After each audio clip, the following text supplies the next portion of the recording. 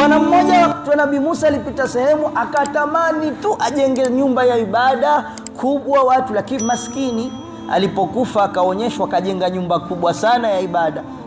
Hii vipi? Mbona sijafanya mimi? Iko katika kitabu changu. Atambua ulitamani wewe na Mola akakuandikia umefanya. Nia. Ukiweka nia ya kwenda haji na hujapata uwezo, siku ya kiyama ukipewa daftari lako kwa umehiji mara 10,000 usishangae. Kwa nini usishangae? Kwa sababu ile nia yako ndio ilikupeleka haji. Tumsalini Mtume. Kwa hiyo na haya mimi nayafikisha kwenu kulingana na aya hii ya 9, alam ya'tikum nadhir, hajakujieni mwonyaji?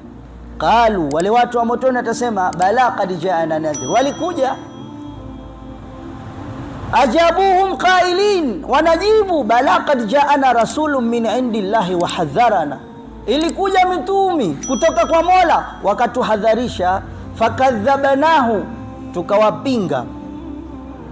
Fima jaa bihi min alayati, yale walokuja nayo kama hayo tunaosema jamani kelele tu nyingi.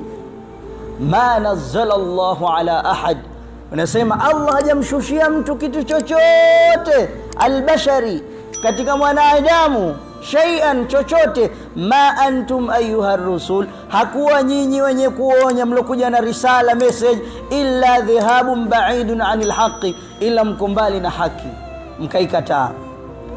Sasa hawa watu wanazungumza maneno haya, wako katika jahannam. Wako wapi? Katika jahannam. Watasema waqalu law kunna nasma'u au naqilu ma kunna fi ashabi sa'ir. Waqalu mu'tarifina, watu wa motoni wakisema na wao wakikubali kwa sisi tunastahiki tuingie wapi? Yani mtu wa motoni hakai motoni isipokuwa mwenyewe anasema mimi sistahiki kuingia wapi. Mwenyewe anajijaji kabla wakati mwenyewe. Najua saa nyingine unaweza ukakamatwa kisha ukasema mimi nastahiki kukamatwa. Kila siku naendesha bila helmet, bila leseni, pikipiki